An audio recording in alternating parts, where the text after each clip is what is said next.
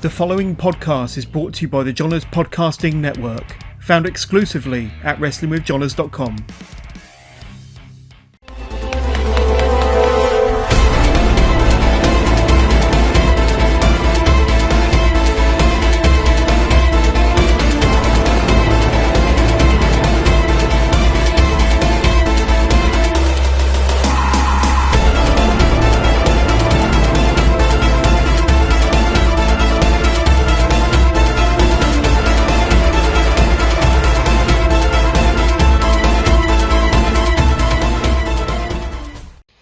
Welcome to another episode of Work the Left Side.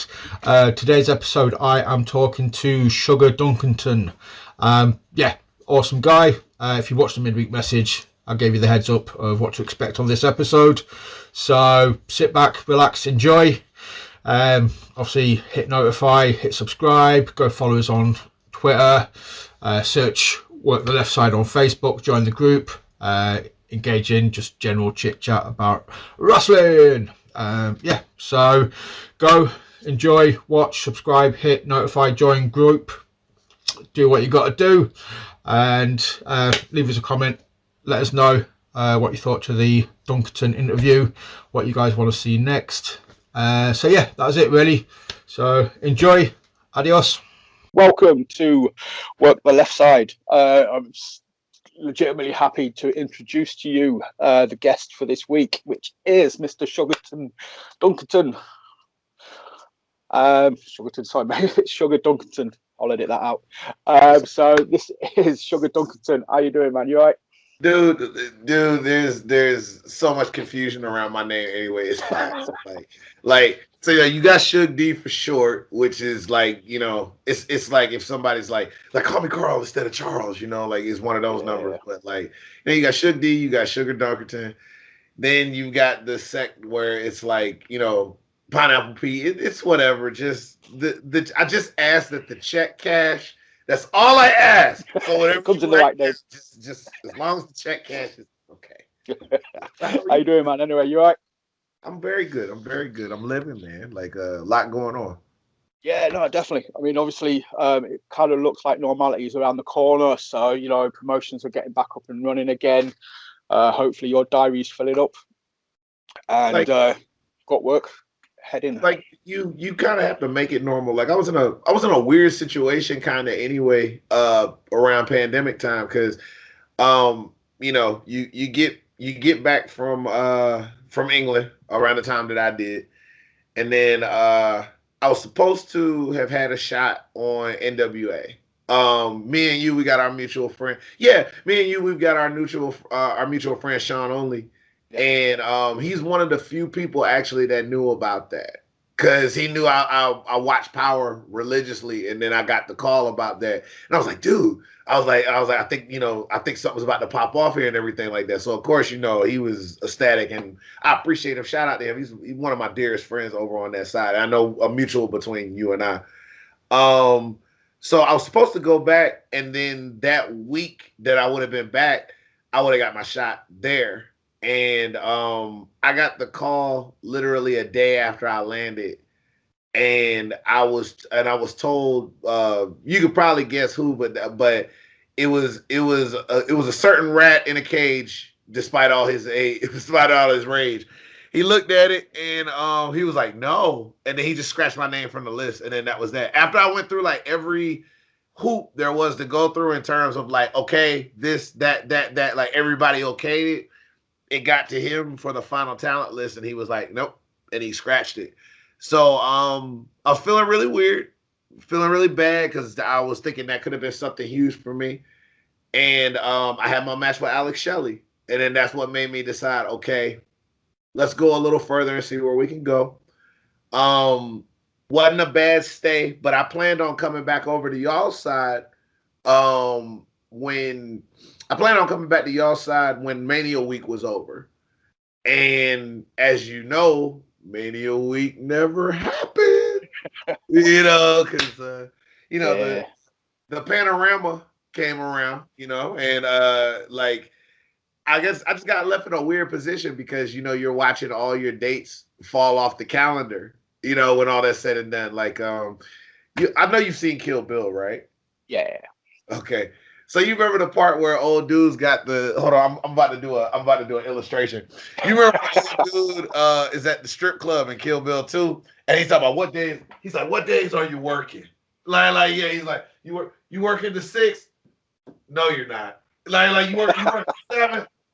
No, you're not. Matter of fact, 8, 9. Your kids don't understand until people start messing with your money. That's where I was at. So that's when the AEW call kind of came around, and that was definitely a phone call I wasn't expecting. And then when that time, the few indies that still were fighting to kind of stay alive, because I was in an area, Georgia was kind of weird about how they handled the virus anyway. They still kept going, so I kept going, and I can honestly say with like my full chest, I never stopped working. I never stopped working. I was always wrestling, even when all that was going on. And I was definitely taking a risk during that time too. But I always masked up. I always was at CVS every week to make sure I got tested. When you did the AEW thing, they did the blood prick and all that other stuff, so you knew. And I never stopped working. And I think like a part of me wishes I got to take a break, because there's definitely them days I wish I could take a break. But at the same time, I think it helped out, and I think it was kind of necessary, because I fear how stir crazy I think I probably would have got. It's a distraction, isn't it? Yeah, it keeps you busy, it keeps your head ticking over, it stops you from just sitting there and thinking about stuff, I presume. So, especially when stuff like that's going on, man, you don't want to just be sat there and dwelling. I was going to ask about that Alex Shelley thing, because, again, doing my research, man, I know you acknowledge Shelley as the kind of, keeping you in the business. You had that match with him, and it kind of, you went forward from there. You didn't have any dates after that match initially. Then you had that match, and then you got back into the flow again. So I was going to ask you, man, what your mindset was like before that Shelley thing, but I presume then, like you just said, that was because of the NWA thing. That just threw you for a loop. It just sort of, disheartened you. The Shelley match was on the books. Before anything really went down or whatever it is. I just didn't realize how important. Like, I knew that match was going to be important. I just didn't realize how important that was going to be in terms of like mind state, because like I felt like I had like a big opportunity that got taken away, and it's like I know what that feels like. You know what I'm saying? To be kind of like knocking at a big door, and it's like it got snatched, or it didn't play out the way that it was supposed to play out, or you got in your head how you wanted to play out, and then it didn't. It happens like that sometimes. And I think Shelley just when we had the match, it made me just appreciate like the work and the art and just doing it. You know what I'm saying? Like just getting out there, and it's like, okay, we could worry about like the business of it and like all the weird stuff that come. The business of wrestling is the hard part to me. It's not the between the ropes part. And it's like we can worry about the business after this. But for this 15 minutes, it's like you've got to show people the art, man. And that's what we did. That's awesome, man. But so yeah, I mean, I've definitely got involved because I was digging Power, and before I started talking to you, I was trying to think, like in my head, I was like fancy booking for you going forward and stuff like that. And I was like, NWA, man, I was there's a place I could have seen you, setting up shop kind of thing and doing your thing. Very character, because you can literally, you can do funny, you can do serious, you can do, you're pretty much well crafted in what you do kind of thing. So I try to be versatile just because there's more use for you when you're versatile.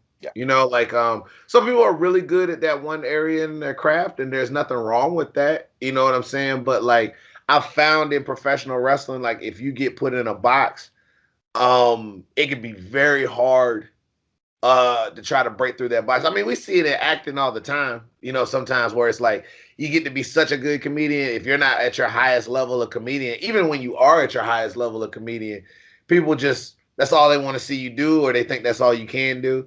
So, I try to give glimpses of a little bit of everything. I was laughing because I'm having my, I feel like I'm having my comic book store run right now. And when I say that, I'm meaning like, you know how like there's different versions of a character depending on which adjective of the character you pick up. Because you know, there's spectacular Spider-Man, there's amazing Spider-Man, there's ultimate Spider-Man, there's this and that. Yeah. So like, depending on what company I'm in, you know, it may not be the same version of what I do, you know, and that's okay. Because as long as all of it's entertaining, that's all I care about. That's it. At the end of the day, if you're putting horses on seats, that's the key thing. You're making people are reacting to you, people are popping for you. There's a guy over here. I put him down as being one of the best British wrestlers, but he's very similar in the sense of the dude could be serious, but the dude could have his funny moments as well. He was very well rounded. I know you faced him in the past. It was Martin Kirby. I don't know if you remember him. How can you forget Martin Kirby? I know, man. He's the man. He's the man. Yes, I mean the dude goes from being like a proper technical magician in the ring to doing like a Zoidberg elbow off the middle rope. Yeah. I mean, it's just so versatile. And yeah, that's why I'll put you in that same sort of category. We finally got to have a singles match at Title, and it was everything I hoped it would be in this. Like he's like, there's a reason why he was working so long, and he just had that kind of respect with his peers. Because it's like, you know, you're not gonna get in there with Kirby and it's whack. And I know he retired, I think, a little bit after the pandemic happened. Just before, literally just retired, and then the global bastard occurred. Right, like because you know he was doing Dragon Gate for a little bit and all that other stuff like that, and it's like I think people were really just starting to realize that he was so necessary when it's all said and done towards that back end, because you know he's a linchpin. I seriously kind of hope, because I know Doug Williams kind of took a wait, hold on, he took a reevaluate and he came back too. So I'm hoping he does the same thing if it makes sense to him. But if nothing else, I just want him to be happy. He's one of my favorite driving partners that I ever had. Like, we had some great conversations. Oh, awesome! So, because again, I know you've worked with these guys, but we never know how well you know everyone, kind of thing. But yeah, I've spoken to Kirby numerous times over the years. I did some 8-bit pin badges for him years ago, like artwork stuff. So again, awesome guy. Massive fan of Chris Travis as well, who was his partner in Project Ego. Don't know if you got to meet Trav or not. I never did. I always hear great things about him, and it's like I'm always hearing via story. Everybody's got a Chris Travis story, all that other stuff like that. I never got to meet him, although I've seen his work, and like, dude was smooth with it. You know what I'm saying? Like, I don't see a case where like if he could have hung on or like anything else where he could have got a deal, man. That would have been sweet. Yeah, no, definitely. I've got to ask as well, though, man. Obviously, you've worked from. How does a guy from Georgia end up in Leeds? I mean, I live in Leeds. I know Leeds, and I'm like, dude, seriously, why Leeds? Stop. Good. Good. So, wait, are you talking about why Leeds, basically? Yeah. I mean, obviously, you worked like Progress, ICW, TNT, Wrestle Island. Yeah. You wrestled everywhere in the UK, and you set up base in Leeds. I was just curious as to why Leeds. So, like, and for the record, nobody ever appreciates where they're from. You know what I'm saying? Because they're just used to seeing it. So it's like oh, you want to live in it. Like you know, it's almost like I have a bit of a pride point. I would be like, oh, you coming to live in Georgia? I'd have a slight nod. Now, I would admit there'd be certain cities I'd be like, you want to live where in Georgia? Like, I don't know about all that. But I was basing out of Preston and basically living out of like Stephen Flutter. Like, he's the promoter for PCW. Yeah, right. I'd be living in this guest room basically, which, you know, still a great experience. Had a great time. I got a lot of love for the city of Preston. But situations changed in terms of like, you know, he had to move, you know, like he had to move where he was going, wouldn't have had the room that I would have needed as well too. So, I mean, he gave me well enough time and he let me know in advance. He was like, hey man, you know, it's just, you know, personally, I got some stuff changing around too or whatever it is. He's like, whatever I could do to help you out so that you can find whatever that next base is, let me know. And anytime I used to come through Leeds, I just had a great time, you know, like I always look forward to those title bookings because like Leeds is a very artsy city. There's a lot to do. There's a lot to get into. And I just remember when I had to make choices, it would have either been Manchester, it would have been Leeds, or it would have been Wolverhampton. And the general see the face you made. The general consensus is anybody I told Wolverhampton to, they were like, seriously, like you're gonna do that? Like you want to do Wolverhampton? So I said Wolverhampton just because it was a very wrestle centric city. Like there was a lot of wrestlers there. That was known to be like Fight Club Pro, Schadenfreude Central. You know what I'm saying? Yeah. But still, I had to think about quality of what I was gonna get into when it wasn't just wrestling. So then that narrowed it down. And then I love me some Manchester. I do. That almost was getting a little too spread out for my taste. So I was like, let me go ahead and see what Leeds can do. And then stuff worked out. And then, yeah. So I became a Leadenesian and it was great. And I enjoyed it. And I still do. I know some people get very thrown off too because I still use it in my ring intro. But that's how important that city was to me in like my development as a wrestler and just as a person. Like, that city's very important to me. So like it's always LS2706. It's always Leeds by way of Georgia. Like, you know, it's important to me. And I think it was a pride point to me too that when I finally got to go through AEW, they heard Leeds on Dynamite. And people were like, ah, like they were like, yes. And I was like, I wasn't just claiming y'all to claim y'all or like for brownie points. You know, it's like I mean it. Y'all have been good to me as a city. I will not stop saying that y'all have been good to me as a city. And one of these days, I'll find my way back.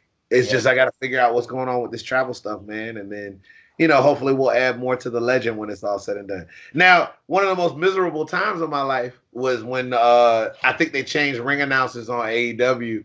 And all respect to Justin Roberts, he didn't know. But I know Dasha always made sure that she had Leeds and Georgia in there. Justin never got a chance to really review with me. So it was always just Georgia then, and it felt weird. It was just like, there's something missing in this. Every time I heard it. Just releasing, yeah. I'll rip on it, man, but I'm not from here originally. I've lived up here for like 20 years now. So, yeah, it's an awesome place, to be fair. There's the charm, great people. Yeah, it's just a common charm to you. You know what I'm saying? But I dig it. I love it. So obviously, we've mentioned Pete, or to the fans, Sean only. He wanted me to make sure that you acknowledged his missus's cooking on video. Always trying to get the putovers every chance he can get. But yes, like there's been many a time that we've come over and she's like, you know, we'll make you a plate. And like she gets down, you know? And like I appreciate that. Plus, like she's just a sweet woman. Like, you know how they always talk about all the time how like dudes who outkick their coverage. You know what I'm saying? Like I'm definitely gonna put over her cooking, but at the same time, like Sean, I don't know how you pulled it. I don't know how you got her. like you have the skill set. You have the skill set of a 7, and you pulled a 12, sir. So like I don't know how you did it. You better hold on to that one. It doesn't get any better. It doesn't get any better. He's gonna DM me about this. He's like, hey man, like I'm an 8. I'm not a 7. I'm an 8. 9 at a push. So obviously, when you've been in Leeds, man, I think that the granddaddy of Leeds wrestling is Rampage Brown. He's the man. I presume you've had matches, or you've gone through training with him, or you've had a chance to talk to him and pick his brain. Obviously, he's finally turning up on national TV and stuff now with NXT UK. Right. It's not just a myth, is it? Rampage he's the boss. The way that somebody put it about him was probably the best when they said like, if we had to parallel him to somebody in terms of the respect that he carries in Brit Rest, it's like the Undertaker. You know, he's that dude. He's got the aura. He's got the experience. He's seen the best, the worst of everything Brit Rest has to offer. And I'm surprised that in a way I'm almost kind of surprised that he took the deal, but at the same time, like I think he was at a point where it's like, he's got the training school, he's got the respect, but I think in terms of like new ground to be made, and do you really want to cement your legacy a little bit? I think he had to take it, and the fact that it was one of those cases where it's like, okay, I still get to be home. I don't have to go all the way across the world. This is still like a viable opportunity and whatnot. Let me see what's going on over here. Let me test myself with everybody. Because I mean, if we look at it, I know whether your arguments are NXT UK is bad for Brit Rest or it's not. I mean, it is what it is. Those are separate, nuanced conversations.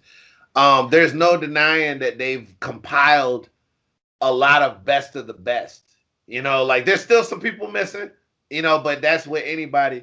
But if you look at like who they've got assembled, it's like these are a lot of the top acts and players, that have been for years as far as it goes across like Ireland, Wales, here, Europe, etc., etc. So now we're finally getting to see them all come together under one roof. I don't think Rampage and Walter has ever happened before, NXT UK. So like, there you go. As far as getting to wrestle him singles, it's everything you think is going to be in this. Like it's a learning experience. The guy is a scary kind of powerful. So especially like for a guy my size, it's like he's going to do what he wants with you. Like, and that's just all there is to it. It's like, it's like you're going up, like there's no fighting it. But at the same time, it's like, it's a challenge. It's a chess match. The guy has such a great mind for the business. And then the funniest part about that was the day we got to wrestle was the day, was the day they had the Lionheart Memorial. God bless his soul. Adrian McCallum, boom. And we were supposed to be later in the card, but we wanted to make sure we made it over to Preston Championship Wrestling. So we opened the card in title that night, and shouts out to title management, Ian, especially like for making that happen and not being obtuse about that. So we opened that card, we beat the crap out of each other, and then we get in the car, and lo and behold, like a part of that carload is me and him. So it's funny, and it's like this awkward funniness because you're in the car with somebody who just like beat the crap out of you like a bit ago. Granted, I got my stuff in. Don't get me wrong. He ain't just beat me down for 13 minutes. I got my stuff in. But like you having to be civil in the car with the same guy that just beat the crap out of you for a minute. You just having that car ride. We get there, and then my running gag at PCW is like I'm the bench player. I feel like I'm the third man when it comes to the team single, which is Tyson T-Bone, Rampage Brown. So all the shows that Rampage couldn't make it, I was T-Bone's partner. And I felt like the man because we got to come out to that Oasis track. You know what I'm saying? Can we cuss on this? Yeah. Fucking in the Bushes is like an excellent track. I have loved it since Snatch. It has got like there's a certain walk with your shoulders and there's a certain out with your chest when that song is on. It's like, okay, who trying to get into something? What you trying to like what you trying to get into when that song is on, And I like tagging with Tyson because at first they were doing separate entrances for us whenever we would do that. But then I was like, hey, he just go out with his, he just go out with his music. You know what I'm saying? I think it would save time on the show. But really it was just, so I'd come out there like, yeah, I'm bad. Like what you trying to get into? So we had our run for a little bit, which was Tea and Sugar. That was a nice little run, nice little nod. And then the one time that Tyson couldn't make it to the show because they were reuniting the original team single. The one night that Tyson couldn't make it to the show was the Lionheart Memorial. So then it was like, all right then, so who we gonna replace Rampage? Who gonna replace his Rampage partner? And then Flutter being Flutter. So I guess I was the T-Bone in that situation. So like as a shout to T-Bone, I had As a shout to Tebow, I had like I put on the tank top. You know what I'm saying? Like I had the tank top when I came out and everything. So I was the replacement. So now the only way that we can close the loop is we have to have a 6-man tag at some point. But I guess I got to get an NXT UK deal if I want to make that happen. So yeah. Right. So talent relations. Yeah, like when all this works out, I got a visa. Get at me. Get at me. Get on it. That would be a formidable trio. It was a good learning experience, though, man. Like you, in one day, you go singles with one of the best one of the best in the world. But you do a singles and then you do a tag with the same guy. So like that was a very informative 24 hours. But I got all the love for Rampage, man. I just want to see him have all the success, dude. Yeah, no, I think I was talking to somebody a couple of weeks ago, and they basically just called him the Obi-Wan of British wrestling. It was basically like, if this person had worked with somebody previously and they weren't comfortable about working with them again because there was a bit, not overly safe, there's always a line that people would come out with is, it's all right, he's been training with Rampage, and that just put everybody's mind at ease. It's like, yes. He's that guy, man. So, obviously you've wrestled, like I say, well, we've mentioned Tidal, been a Leeds boy. I've seen you at Tidal. Thoroughly enjoyed Tidal. Looking forward to it coming back. Wrestle Island as well. Another close friend to the show. Big fan of Big Papa Pete. I love what they're doing at Wrestle Island. Liverpool. Yes, Liverpool and the conga line. What's your obviously, man? You look like you're having a lot of fun. Liverpool's an amazing city with a load of history. You enjoyed your time in Liverpool, surely. We did, and it was a trip, and like it was especially fun when I got to go with Sean because that's his stomping grounds, So like it was just cool seeing him like pop for stuff and like, oh, I used to do this and this and this and everything like that. It's peeling the layers back. The conga line, man. That like so. I've done that spot a few times back in America, and it always does just enough of what it needs to do. Like I think the biggest version of it was probably in Chicago at Freelance Wrestling. We did it in the middle of a match, and then we did it to celebrate the ending of a match one time. And there's just enough people that get involved or whatever it is. Like everybody's kind of like, no, I'm good. I'd rather not. Like Americans can be like that sometimes. They're just like, no, I'm good. Like it's all good. It's either one extreme or the other. Yeah. So once we started doing this in that Rumble, I had no idea like all the crowd would be in the freaking conga line when it was all said and done. Like it was so many people going. Like we were going. And people were starting to come in, and I was like, okay, this is cool. And it felt really good because it's like, it's my first time here. And, it's an acceptance factor. So I'm like, okay, that's cool. But then I had to take a look back, and I was like, oh my God. Like it's the entire, almost the entire crowd is in the conga line. I don't know how we're going to manage this. It was almost like cascading on each other. Like if this was during like our times right now, definitely would have been a violation. They would shut everything down. Like all of that. Like nobody was acknowledging social distancing. Everybody was just doing their thing. But it was such a good time, man. And it's special. And I know they tag me in that clip every so often that they use it. And I'm like, he's really not gonna let this clip die, is he? But at the same time, I look at it and it's like, why would we? Especially during these times where we're supposed to be so distant. It's like, yo, we just had everybody together having a good time, man. Like I love stuff like that.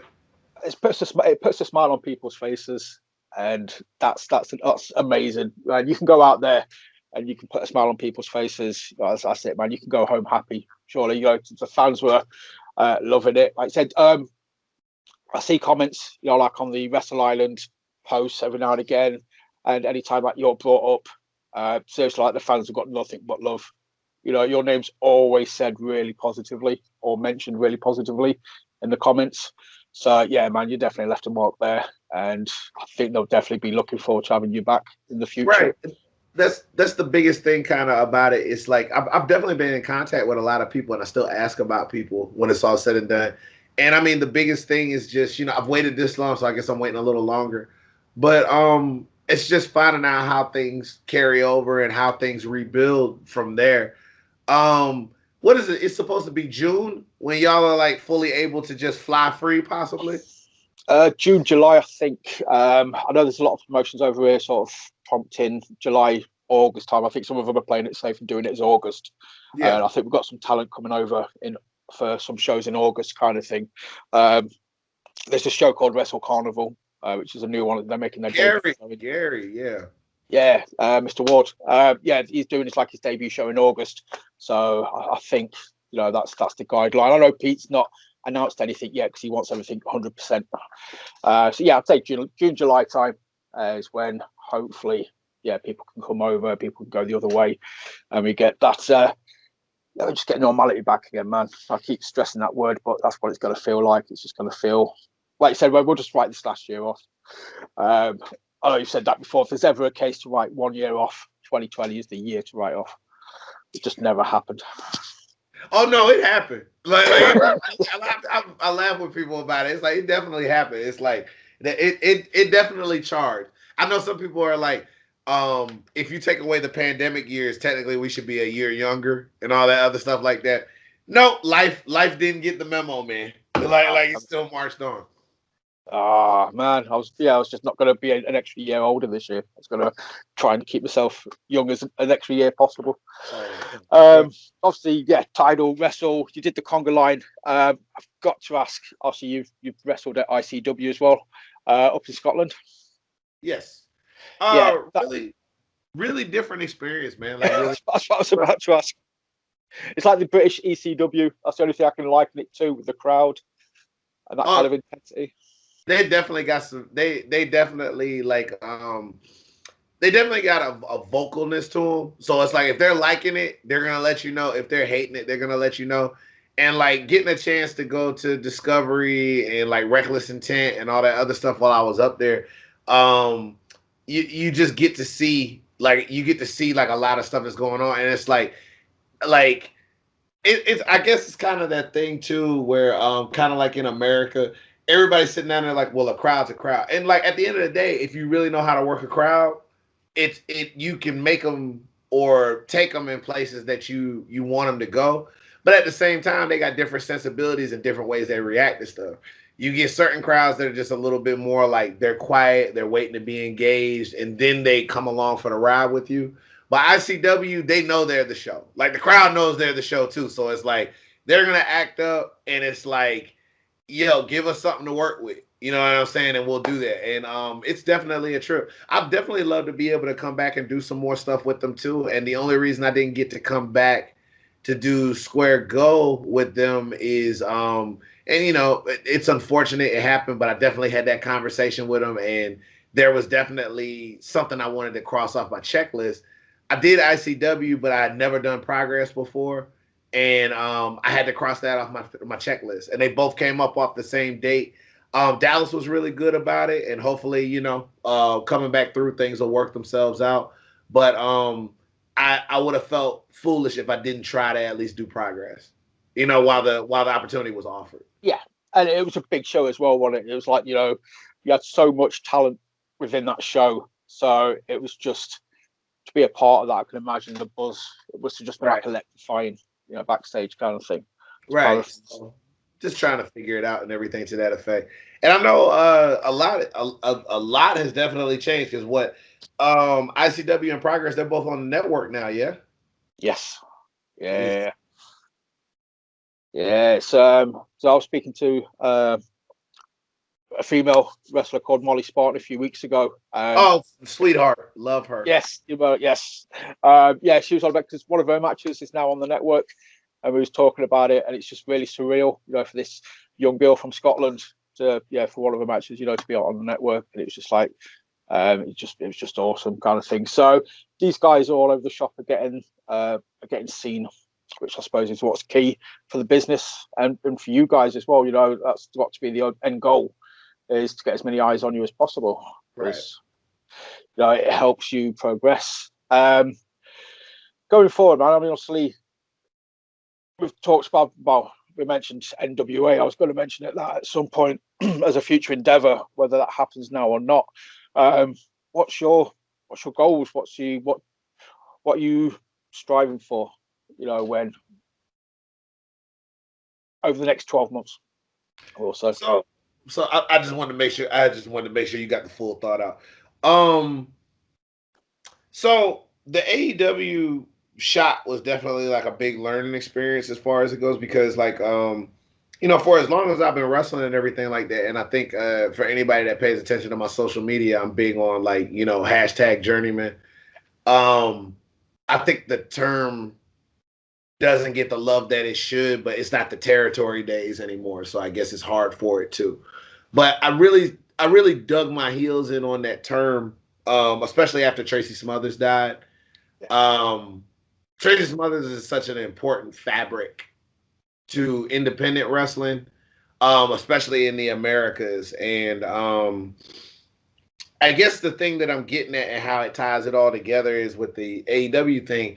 I never been that far in that system before, like corporate wrestling. Usually, like you pop through and do that. And don't get me wrong, like AEW's got a different kind of feel to it and everything like that. It's a little bit more chill than most places.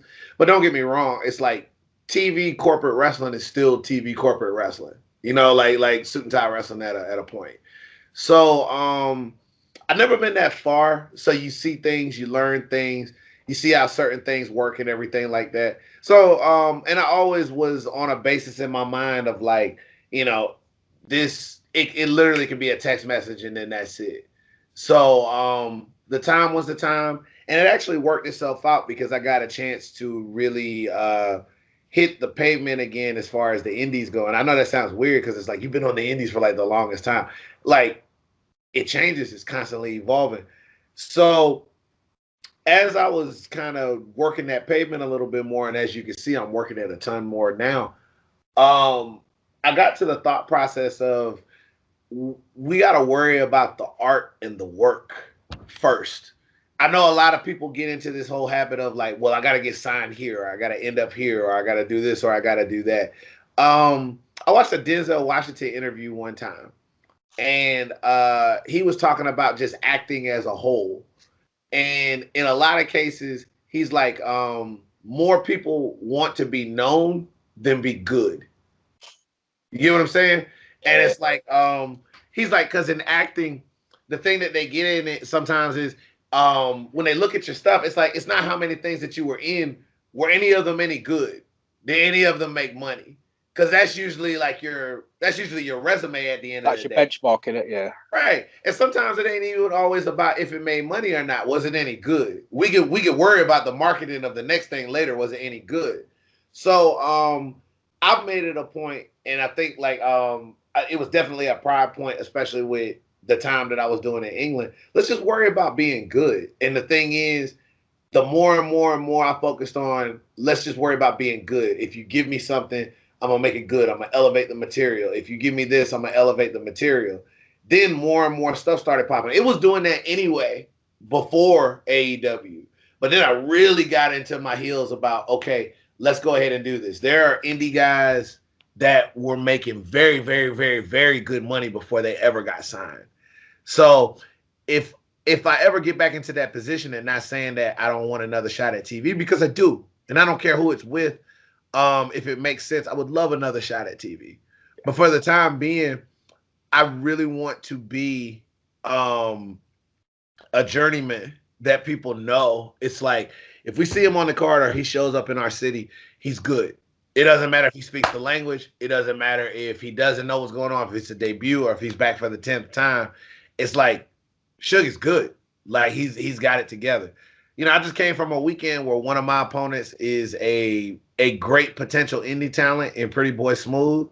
And the other opponent, literally the next day, is well-traveled TV talent, commentator, manager, wrestler, formerly Aiden English, now Matt Rewalt. Okay. And it's like, you got to have that kind of savvy where it's like somebody can throw you this person and throw you a complete curveball with the next person, and all of them have to produce. So I care about the work. Yeah, I care about the work. And That's my biggest thing. I want to definitely take that spot. With speaking out and all the stuff that happened. There were 3 wrestlers, and I'm not even bringing their names up because they're not worth bringing up. But there were 3 wrestlers that had that spot that I wanted of being able to travel the world, and basically people are paying good money to take you to different parts of the world so that you could ply this craft because they know you're good at it. And all 3 of them basically got canceled because of stuff they had no business doing. And right now, I feel like those spots are open, especially with the travel stuff that's been going on. Yeah. So why can't I have one of those? Would it be fair to liken it to, like you're sort of saying about it's more important to be known than it is to be good? Would it be like similar to somebody being like an actor in a film to being an actor in a theatre? You hone your craft in the theatre, you become a good actor in a theatre, but you're more well known in films. Sometimes it's vice versa. Like sometimes you're more well known for your stage stuff than your films. If you're picking the wrong kind of films, then you're absolutely still not known. And the thing about it is, I think they go hand in hand if you're doing it right. If you're really good, you'll get known. You may not necessarily be like supernova, like every time they walk into a room, here comes the paparazzi. But I'm not necessarily trying to get that famous either, because another thing I took from that interview too, if you drink too much water, you'll definitely drown. And the same is true of success. So it's like you want to be successful, but I know this sounds weird. There's definitely an extreme side to that too, where it's like people lose themselves. People don't know how to act around you.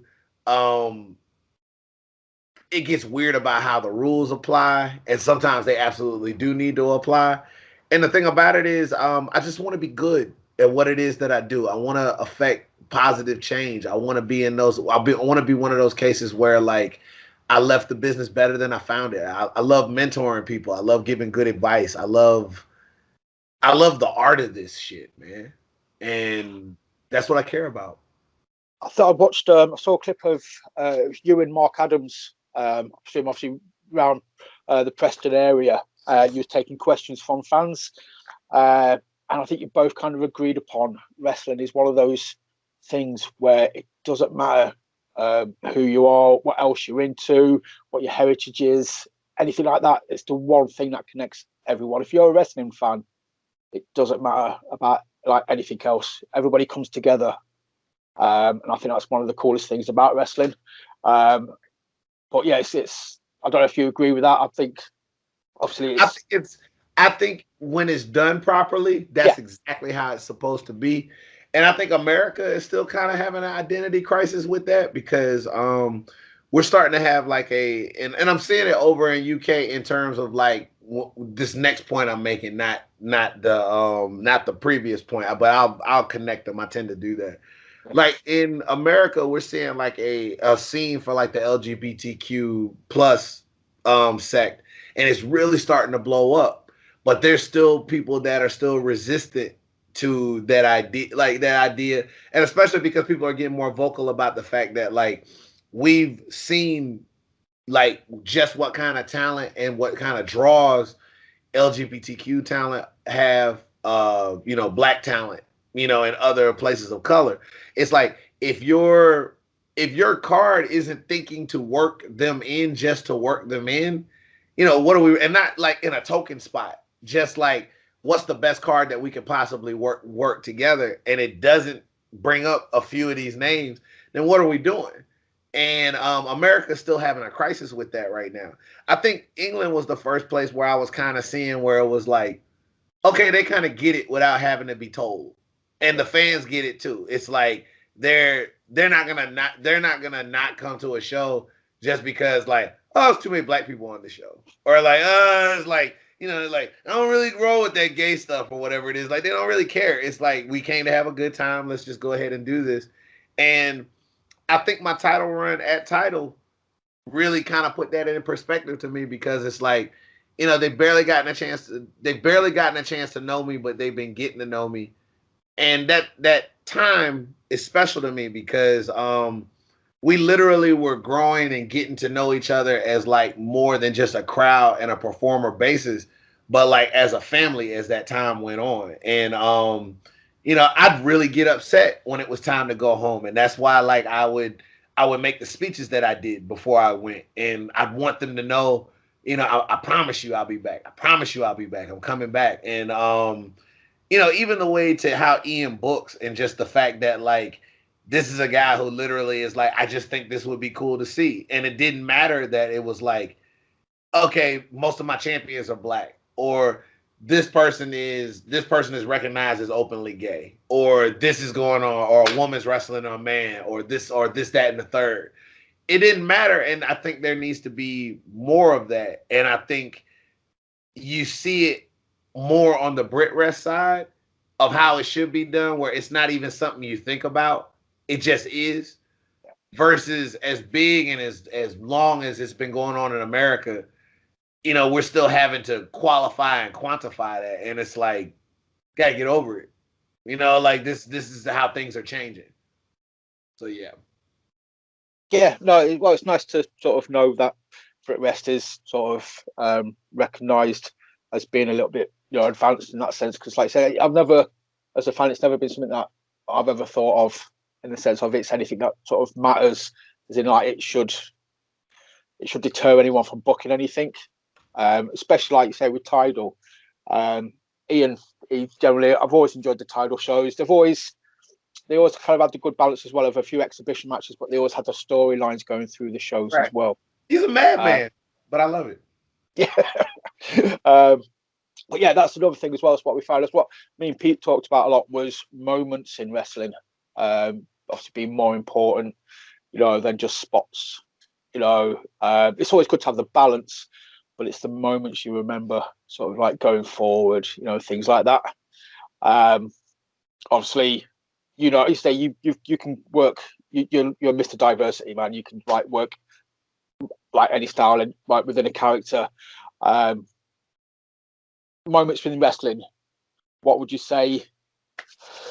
If I said to you a moment in wrestling, what would be the moment, barring Savage versus Warrior? So I know that's one of your top moments. So I'm going to take that one off the table. Kofi winning the title, bar none. Like that's like I could wrap the whole Kofi, even the way that it came together is amazing to me because he was never supposed to be in that spot. No. Yeah, like Ali got, I think we've known by now Ali got hurt. They just kind of put Kofi. And the thing is, if you really were paying attention, I think the people had been ready for it. It just needed the right spark of things to happen because like when they did the Money in the Bank and the New Day wouldn't announce which member was getting it, and then they waited till like the actual Money in the Bank match to say who it was, and then the spot went to Kofi. It changed the air in the crowd. Like as soon as they saw it was Kofi, everybody kind of sat up a little bit more, and they were like, "Ooh!" Like even the way he was getting cheered, they thought that was going to be his night. They thought he was really going to pull it off. It's like, okay, we're going to see Kofi try to go back to the mountaintop again, and a lot of that was just like the fans wanted it, the matches justified it, like the story justified it, the promos justified it, and it even had those little seeds of doubt the way that it's supposed to, where it's like they may not give it to him. Like they honestly may not give it to him. It's been a fun ride. It's like you didn't know he was going to get it until the hand slapped for 3 and they were handing it to him. And it was like, that was a beautiful piece of business. And that meant a lot for me, to me, and to a lot of people. And like, obviously as a black wrestler, a black wrestling fan and whatnot, that's definitely going to get to me on a very deep level that it may not get for others. But at the same time, like the New Day are such a universally loved act that everybody knows what it's like to try to go for something and then get shut down, and they think they'll never get that chance to be able to go back to it again. And it's like, hey, this is your shot. Go for it. You've got different eyes. You've got different things behind you. It's like, this might be your time to go ahead and seize it. And it's a beautiful piece of storytelling. I think it's the best thing that they've done in some time. And I know WWE gets a lot of criticism because they'll do some stuff that has people like, so this is the option that we did. But at the same time, this is the same company that gave us Kofi Mania. So it's like, and when they decide they're gonna dig in on something and they put that kind of care into it, they're the best at the world when it comes to storytelling. And I think that's what makes people so frustrated about WWE sometimes, because it's like, no, you good. like there'll be moments like you gave us this. You gave us Bianca and Sasha like that match. You gave us this and that. You gave us this. It's like, this can't be, for somebody who doesn't know their WWE sometimes, it would be like, it's almost like you go into a restaurant and it's like, here are these chicken nuggets that are cold, but here's this filet mignon. Now, what if I told you this was the same chef? What was going on here? So yeah, but definitely Kofi Mania and the crowning of a new champion. I was up. I was yelling out my window at 5 a.m. in Leeds when that happened, and I do it again. I do it all over again. Yeah. I think you'd have been shouting out the window regardless of the result. If he'd have lost, it would have been in anger. Because he won. I would have opened the window for that. I just would have been yelling. I would have been yelling where I was at. That's why I told people, like, because all the Mania parties will happen. Yeah. And they're like, you want to come out to the Mania party? You want to go to the bar? I'm like, I need to be by myself, because it's not gonna matter if he wins or if he loses. I'm gonna be the most annoying guy there, no matter what happens. So I had to be by myself when it happened, and it was for the better. Yeah, and I did an extra layer of lineage to the title as well. It's another. It's another African American superstar that you can now be associated to the title, kind of thing. So if we go off of the official count, it's for the WWE title. So yes, yeah. So like, and which a lot of people didn't understand. Like, there's different histories and lineages and all that other stuff. And I'm big on history, so it's like, yeah. So like, you got The Rock, you've got Kofi, and you've got Bobby Lashley now. So those are. So yeah, it's a good list, man. That's a good trio of talents. Even, I know this has been mentioned before, but with The Rock, they always classed him more as Samoan. I know he's obviously mixed heritage. Yes. But yeah, they always played up the Samoan side more than they did. So, which was a very nuanced conversation that I had to have with people a lot, especially when that happened. Got in a lot of arguments about it too, but it's like, usually anytime that they played up, The Rock, it was always like, let's talk about, they would always lean more into the Samoan dynasty, like, and all this other stuff. Even in like the Hobbs and Shaw movie, they get into that island heritage and all that other stuff like that. I don't think it's until Young Rock that you really start seeing. Have you watched Young Rock? It's not out over here yet, I don't think. I've heard of it. Know that. Okay. I'm not that aware of anyway. Young Rock, I gotta say, Young Rock is very funny. It's very genuinely funny. And if you're a wrestling fan, there's even more to it that you get out of it, especially like with the stories and the territory talk and all that other stuff like that. But by the way, Junkyard Dog, anytime he's on screen, is hilarious. Like, the guy they got playing Junkyard Dog is good.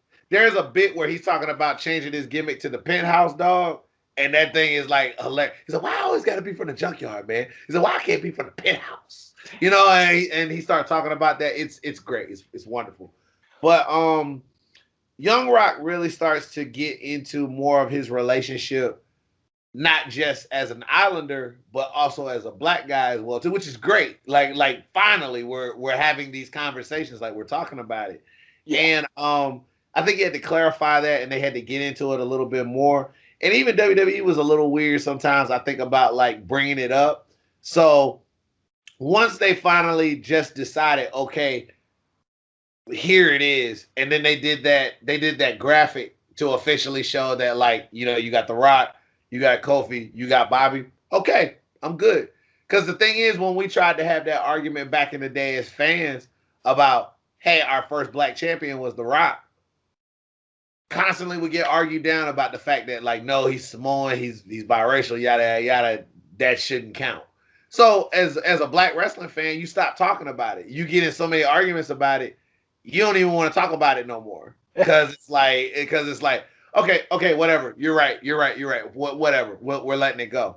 So then it became a weird point of conflict because when we're not really jumping for joy about that or claiming that because of Kofi's moment, then all of a sudden it's like, oh well, now you're trying to erase The Rock's blackness and all this other stuff like that because you're saying Kofi is this. We never tried to erase his blackness. Anytime we tried to recognize it, you always gave a but so like it's what's the word I'm looking for? It was a very triggering thing to even try to discuss it. You know what I'm saying? Damned if you do, damned if you don't. Right. So at least with Kofi, you can't argue that. You know what I'm saying? It's like, yep. I mean, like, it's literally the Will Smith meme where he's like, yeah, like, do you have any arguments about this or anything like that? It's like there's no Scandinavian or anything in him. That is a African black dude. Like, what do we got? What do we got here? But like, I'm good, as far as it goes. Like, as long as people don't turn into assholes about somebody's heritage or whatever it is, I have no problem acknowledging that, and it's great that we're acknowledging that. It's a good time as well for a company that gets as much stick as WWE does for certain how they handle certain people's heritages and stuff like that. Like you said, you've got Bobby Lashley, you've got Bianca Belair, and they're like the two of the top title holders in the company now. Indeed. And yeah, I just think hopefully they're turning the corner, and it's going to become more of a commonplace thing now, where it's anyone and everyone can hold the title kind of thing. Gotcha. What doesn't Drew count as like your first British? Because I know British as a whole kind of encompasses like Wales, Scotland, and England. But I know Scotland gonna get their piece. It's like that's our guy. You know what I'm saying? So it's like y'all can say what y'all want. That's our guy. Well, I don't know if you've ever been over here like while Wimbledon's been on. The top British or Scottish tennis player Andy Murray. If he got to the Wimbledon final, if he lost, he was Scottish. If he won, he was British. It's one of those situations, man. So at the minute, Drew's Scottish, but as soon as he gets that belt back, yeah, he's British again. He's our first British champion. If we're doing a cultural thing, when Tiger Woods was winning championships, it was club Asian. Everybody was getting their piece. It was like he's black, but he's also Asian and he's this and that. When dude went to jail, like when he got arrested, that black bastard, like, oh my God, I can't believe it. Like all of a sudden it was all of ours. It was all of it. So like it's just like you love him when you can get something out of it, and then but yeah, it's just that's the English and Scottish mentality kind of thing. So I feel like now that I think about it, so as far as English, I think y'all are still waiting for y'all's. Yeah. In terms of world champion. I mean, y'all had two really strong contenders in the British Bulldog, of course. And Wade Barrett. Man, I mean, I could have saw Wade all day as like any kind of top champion. You know what I'm saying? Like, hell of a promo and a hell of a wrestler. That's it. I mean, he was on the verge. He was there. He was in a feud with Randy Orton, and then I don't know. So it just kind of fell off. The wheels fell off the wagon, and it never happened. So we're still waiting on an English world champion. So yeah, I'm happy for Drew. I'm not one of these guys. I think I'll class Drew as British. The guy's awesome. I think he's paid his dues. He went there. He got kicked to the curb. He became a journeyman on the independents until he got re-signed. He travelled the world. He took the belts. He made the ICW world title an actual world title by defending it around the world. So yeah, kudos. He left it. He left things better than he found it when he had to come back to it, and then that's exactly how you're supposed to do it. That's it, man. That's what you said. You were saying earlier, wasn't it? That's one of your hopes, is that when the day comes, you walk off into the sunset. You can look back and wrestling's better for you having been involved in it. That's how you should want it.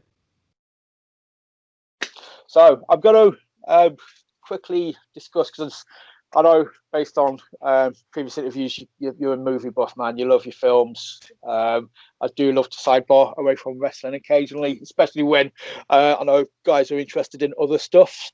What are you watching at the minute, man? What's your top film at the moment, or what you watched that's you're giving a shout out to? So I guess if I had to go through like films that really were like, man, I'm really glad I've watched these. I'll go with recent. I really love Ma Rainey's Black Bottom, which will go down as Chadwick Boseman's last performance on screen. Really, really, really moving film. I enjoyed the hell out of it. Like it hits a little different because there's some parts in it where he gets to talking, and I don't think you can convince me otherwise. That's a man who knew he was about to die. There's a monologue on there where it's like, I don't think he was even on script anymore. He was just, he knew he was gonna die, man. And it changes the feel of that film. It was a great film regardless, but like you could see it. And I won't lie, I think it sucks that he never got his Oscar, because they just had the Oscars recently, and he got passed over. And all intents and purposes, Anthony Hopkins, awesome actor, oldest man to ever win Best Actor award. Props to him and everything, especially for all the great stuff he's given us through decades. But would have loved to have seen Chadwick pull that, but that's another story. Really enjoyed that. Trying to think of other things that I've watched recently. I still gotta watch Nobody. I've heard that's like, that almost could be like in the John Wickiverse. Like it's got the guy from Better Call Saul on it. I love John Wick, so I definitely gotta check that out. Malcolm and Marie was a really good one. I enjoyed that. That's almost very French in the way that's been laid out, and like the conversations that they're having and everything to that effect. I'm trying to think. What else is coming? I've watched so much stuff. Like, we've all been inside. Everybody has watched so much stuff and whatnot. Falcon and the Winter Soldier, very moving stuff. How was that finale, man? I mean, obviously we're over here. That's one of the things that struck me about that was, it seemed very mature, very sort of grown up heritage line going through it for a Disney Plus show. I mean, this whole sort of thing is like, is the world ready, or is America ready? For like a Black Captain America. That was a huge, very mature storyline. Which is crazy, because usually anybody that's up in arms about it, because there's this little sect of people that get pissed off because it's like, y'all are playing the diversity card. Y'all are suddenly making these characters black and all this other stuff like that. Latino and all this other, like, they took our superhero. And the thing that's killing me is sometimes you can totally change a superhero around, because sometimes superheroes are based off of traits.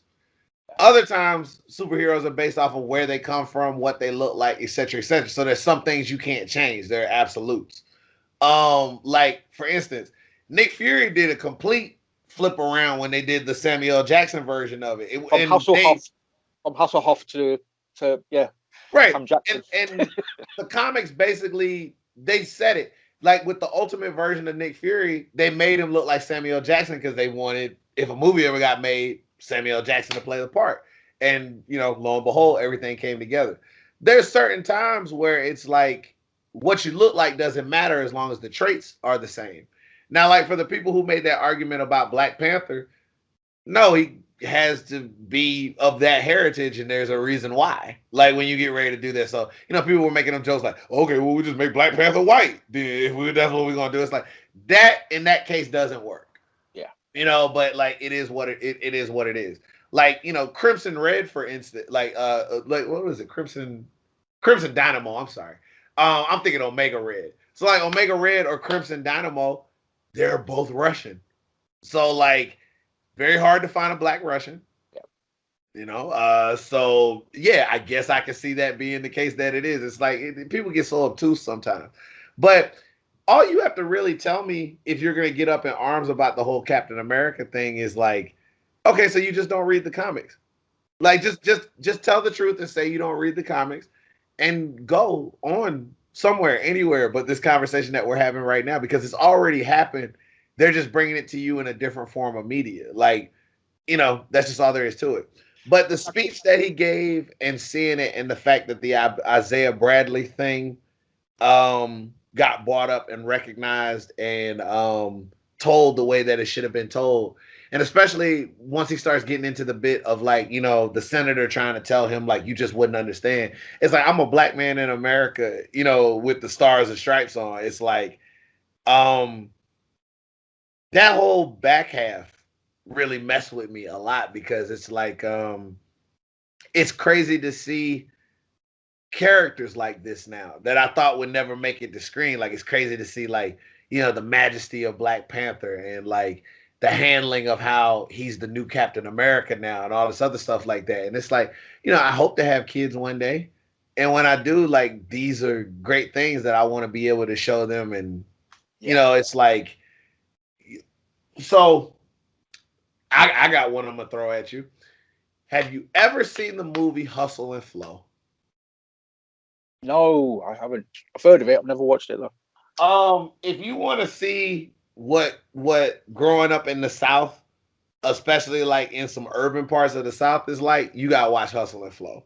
Specifically, that's Memphis, Tennessee, and I love that movie because it's like it's one of the most dirty, inspiring movies you will ever watch. Like, it's great. I put it up there with My Name is Dolomite when it comes to like movies that shouldn't be as inspiring as they are, but they are, just because of the subject matter. Yeah. And in Hustle and Flow, there's a bit where, like, I'll just be honest, like, the main character is a drug dealer and a pimp. And one of his girls that he has working under him gets pregnant. So she has a little girl. Well, she's about to have a little girl. But he gets into this speech that's so deep, and it's awesome to me. And this was before Obama got elected. And he said one day that little girl is gonna grow up and he says man a lot because that's Southern dialect. Like, we're saying man, but we put an E at the end. And he said one day, man, he like, this little girl gonna grow up, man, and she gonna look me dead in the eye and she gonna be like, can I be anything I want to be in the world? And I'm gonna look this little chocolate baby in the eye, and I know that she got a trick for a mama. I know she got a trick for a John for a dad and a trick for a mom. And she out here getting raised in the projects. But I'm gonna look her dead in the eye and I'm gonna say, yeah, man, I'm gonna lie to that little girl. Cause everybody gotta have a dream. And I felt like for the longest time, especially like with stuff that happens with us, and by us, yeah, I mean I'm talking about that, like, you know, sometimes those doors aren't always as readily open, you know, but we would tell that lie anyway because we want people to keep their dream alive. Yeah, it's nice to be able to look at a world where maybe I'm not lying anymore, because we're starting to see more start to come together, and I don't have to lie about it. I can point to something. Yes, exactly. Like, yeah, it's like she said, going forward, yeah, you've got kids, you've got these role models, you've got these heroes that you can point at and be like, look, yeah, you can aspire to be anything you want to be. And that's awesome. But it goes for sort of gender as well. You're not about like people who don't read the comic books kicking off about, you know, X, Y, and Z. I saw it a lot with the announcement for the next Thor film, the fact that Jane Foster is going to become Thor. And everybody's kicking off saying, "Oh, they're just doing it, you know, for diversity and stuff." It's like, look, comics. They did it in the comic books like 6-7 years ago. Just say you don't read the comics. Like that's all you gotta say. Just say you don't read the comics and you're a misogynist or a racist or whatever it is, and we'll understand and we'll move on. You know, we'll just walk away from the conversation and we'll call it what it. That's it. But yeah, it goes both. Everybody's getting more out there now, which is awesome. Everybody's sort of, as they should be, treated more on equal footing, regardless of everything. So that's we can sort of point to like kids and girls and boys and sort of say, yeah, anything's possible. Go out there and smash it, kind of thing. So yeah, that's awesome. I think that's a really happy note to kind of end it on, man. I think, that's kind of like sort of saying we're going forward. Everything's looking rosy. Fingers crossed. Normality setting back in. You're going to be coming back to Leeds at some point soon, I would hope. And obviously all the British fans over here can rejoice and conga up and down the country. Right, man. Like when I'm ready to come back whenever I don't have to show up, wait 2 weeks, and then actually be able to do some stuff. Yeah. I want to get off the plane and get right into it. That's it. You can't be coming over here and quarantining for 2 weeks, can you? Because you're just like, suppose you got stir crazy as well. So, dude, it's been an absolute blast. Thank you so much. I know it's like I say, man, it's early doors.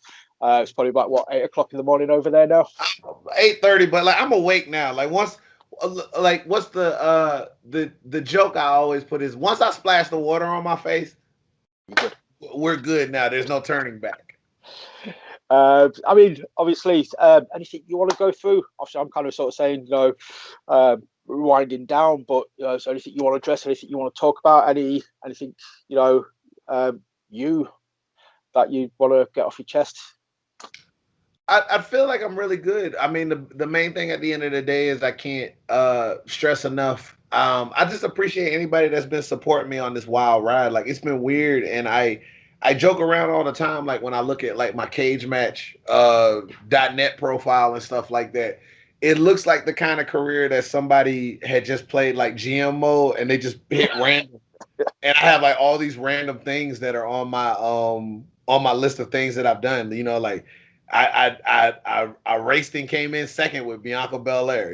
Like I wrestled Chris Jericho. Like I've been to England. Like I've been to Japan. There's all these wild things that I never saw for myself, but somehow managed to do. And then I still got time to be able to do some more.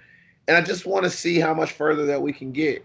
So we'll see how that all works itself and comes together. But I'm thankful and I'm grateful for all of it, and I appreciate it. I really do. And I just appreciate the fact that like there's still more to possibly see, and I want to see all of it. And as far as Brit Rest goes, I know there's a lot going on and there's a lot of change. I really want to make sure that I'm a part of that rebuilding effort, and I really want to see something better come out of everything that was lost for that time being. Well, I don't know if you keep in the loops, but there's been some sort of like documentation sent off to like the government to do with like going forward, trying to prevent like another speaking out movement and all this kind of sort of stuff. There's a lot up in the air at the minute about future rules and regulations. Yes. So that's there's definitely a time for rebuilding over here. There's a lot of good promotions sort of leading with just leading the charge. So fingers crossed, you get back over here, you can get involved with them. They do what they do. British wrestling will continue to be entertaining and enjoyable. Whilst I've still got you, if I'm right to ask, you was on Raw Underground once. I might have been trying to get some of Shane Strickland's money. Go ahead. What you got? No, I just because I kind of like somebody mentioned it to me, and I was like, I thought I saw him, but I was like, no, that can't be. No, I was there. Yeah, I was there. I want to say I was there for like 2 or 3 episodes. I was definitely there. It was very surreal being next to Shane McMahon. You know what I'm saying? And it's like that's what was the vibe like. Because obviously they kind of made it this underground. Like the thing that kills me about it is I know a lot of people weren't fans of it but the thing is, I wish they could have saw it without all the overproduction. Yeah. Because like the camera cuts used to be all over the place and all this other stuff. I think if they had just presented it like where it's almost we can see it like they can see it like the way we saw it without all the crazy camera angles and stuff like that, I think people would have got more out of it. Because it was a really fun vibe. We really were enjoying it. people were really getting it in, and there was like good wrestling, good striking, all that other stuff like that. But you can't catch it because everything. Look at it like a Streets of Rage, or like a sort of Street Fighter type thing, where and like the Hurt Business with the final bosses kind of thing. Right. They went and took over with everybody in their suits, like everybody coming out their suits and just wrecking shop. I just always laughed about it because like Shane was always very approachable, very nice guy, very hands on with how he thought it should have been presented. And then when we were doing, beating the mat and all that other stuff, he was right next to me with some of that stuff. So I was always afraid like I'd be getting too loud or I'd be acting up too much. But he's over there like, yeah, like yeah, get loud. I'm like, okay, that's what he said. That's what he said. And I'm always afraid like I would get too loud, and then it's like, hey, Shane said get loud, so I'll get loud, and then it turns into not that loud. Like you're right. I'm sorry, sir. I got excited, but nah, it was a good time. It was a good time for what it was. That's awesome, man. That's it. I just wanted to. I've been kind of had that in the back of my head all the time I was talking to you. I was like, I need to bring this up. I need to just address this. Just to see what it was like, because I can imagine it being like a really weird environment, but very cool. Dude, have you got things you want to plug? You want to sort of spread the love, spread the word? At Sugar Dunkerton on the Twitter. At Sugar Dunkerton FASHO on Instagram. Whoever has Sugar Dunkerton over there has that thing locked up and isn't really posting anything, which is so sad because I could be doing something with that. But Sugar Dunkerton for sure on Instagram. ProWrestlingTees.com/Sugar Dunkerton. It's a wonderful, beautiful thing. Buy a shirt. It's great. It's just wonderful, and you can look good for doing it. Other than that, I've got the Twitch stream. I was real heavy into it, but then things kind of picked up. So I have to figure out what's going on. But it's twitch.tv/Sugar Dunkerton. We'll see if I get back into that any heavier than what I got going on. I do have a wish list on Steam. If you would like to help me chip at that wish list of over 119 items, please feel free to go check out my wish list at Frono Trigger. It's like Chrono Trigger, but with Fro in it. Aha, aha, aha. And yeah. But other than that, again, I can't stress enough. I appreciate you guys very much. There is no me without you. I have a lot of exciting stuff coming up, some new debuts, some new flights to get into. And hopefully one of those flights soon enough will be over on y'all's side. The Jericho Cruise is coming up in October. So I will revive the Pineapple Pete trademarked by me identity. So like, yeah. Oh, hold on. Let me flex. What? Let me flex for a second. Official document. Nice. Pineapple Pete. So you're going to be on the Jerry Cruise then? Yeah, I think it's October the 21st through the 25th. I really should know these things. I'm like a special guest. But I think it's October the 21st through the 25th. Yeah, I'm on the Jericho Cruise, man. It's insane. It tripped me out because like when they announced it, they were like, special guest on the cruise, Kurt Angle, Ted DiBiase, Billy Gunn, Pineapple Pete, aka I'm like, one of these things is not like the other, but okay. But yeah, like I'm definitely gonna be on the cruise. I'm really looking forward to it. It's different. I've never been on a cruise before, but like wrestling, making crazy things happen. And I will say this: I will have my gear with me.